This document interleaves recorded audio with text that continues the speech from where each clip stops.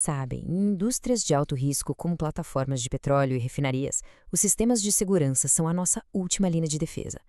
Mas e se esses mesmos sistemas não conseguirem sobreviver ao desastre que foram projetados para mitigar? Pois é. Hoje, vamos entender a fundo a análise que garante que, mesmo no pior cenário possível, eles continuem funcionando. Essa é a realidade brutal do desastre da Piper Alpha. Isso não foi só um acidente, foi uma falha em cascata, que literalmente reescreveu as regras de segurança industrial para sempre. A pergunta que ficou ecoando foi: por que as defesas da plataforma falharam de um jeito tão catastrófico? Para a gente poder entender a análise de sobrevivência moderna, a gente precisa voltar nesse evento. A Piper Alpha não é apenas história, ela é a base, o alicerce fundamental sobre o qual a engenharia de segurança de hoje é construída. O que choca é a velocidade com que tudo aconteceu. A explosão inicial basicamente decapitou a plataforma, destruiu o cérebro dela, a sala de controle, e cortou a energia principal. E aí, com as bombas de incêndio manuais inacessíveis por causa da fumaça, a tripulação ficou completamente indefesa, enquanto o fogo era realimentado sem parar por dutos que vinham de outras plataformas. E o ponto crucial que o inquérito oficial, o famoso relatório Cullen, revelou, está bem aqui. Não foi uma simples falha de equipamento. As bombas de incêndio funcionavam, tecnicamente, mas ninguém conseguia chegar até elas para ligar. O problema central foi a falha dos sistemas em sobreviver ao próprio evento. Eles estavam disponíveis, mas na prática não eram sobreviventes. E foi essa dura lição que deu origem a uma disciplina de engenharia inteiramente nova. Vamos ver como isso se constrói, passando para a resposta direta a essa tragédia, a análise de sobrevivência de sistemas de emergência ou, como a gente chama, SSA. De uma forma bem simples, a essa é como se fosse um teste de estresse, só que no papel.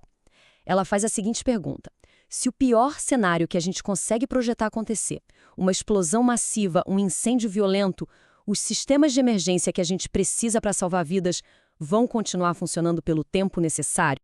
E isso nos leva à distinção filosófica mais importante de todas. Olha só, disponibilidade significa que a bomba de incêndio liga quando o botão é apertado. Ok, funcionou. Agora, sobrevivência? Isso é outra conversa. Sobrevivência significa que a bomba, sua fonte de energia, seus cabos de controle, tudo continua operando mesmo que o módulo ao lado esteja pegando fogo. É a diferença entre ter um extintor e ter um extintor que não vai derreter na sua. Então, o ponto crucial é que a SS tem 3 metas bem claras. Primeiro, e mais importante, salvar vidas. Garantir que a iluminação de emergência, os alarmes, as rotas de fuga, tudo permaneça funcional. Segundo, evitar que um problema pequeno vire uma catástrofe gigantesca. E terceiro, minimizar os danos, isolando a fonte do perigo o mais rápido possível. Para conseguir atingir esses objetivos, a SS segue uma metodologia muito bem estruturada. A gente pode dividir essa metodologia em 4 pilares fundamentais, que constroem a análise de um jeito lógico e bem robusto. Bom, primeiro, se define os eventos acidentais de projeto, qual o tamanho do fogo, qual a pressão da explosão e, claro, quais sistemas são críticos para lidar com isso. Segundo, se estabelece o tempo de sobrevivência que é necessário para cada um deles. Terceiro, vem o coração da análise, avaliar se esses sistemas são vulneráveis a esses perigos. E, por fim, verificar se as proteções que já existem são suficientes. E essa é a parte mais prática. Os engenheiros pegam os resultados de outras análises de risco, como os mapas de calor de um incêndio, por exemplo, e sobrepõem esses mapas no layout da planta. Eles literalmente verificam: o cabo que controla aquela válvula de emergência, ele passa por essa zona de calor intenso? Se a resposta for sim, pronto, existe uma vulnerabilidade ali. Vamos sair um pouco da teoria e ver um exemplo bem concreto. Como essa análise se parece no mundo real para um componente que é absolutamente crítico? Vamos pegar uma válvula de bloqueio de emergência. A ESSA não pergunta só se a válvula existe. A análise vai mais fundo. Ela pergunta: o atuador que fecha a válvula, ele está protegido do calor que a gente prevê para aquela área? O cabo que envia o sinal para ela fechar, ele tem uma rota segura e resistente ao fogo? E o corpo da válvula em si, será que ele aguenta o tranco e mantém a vedação mesmo sob um calor extremo?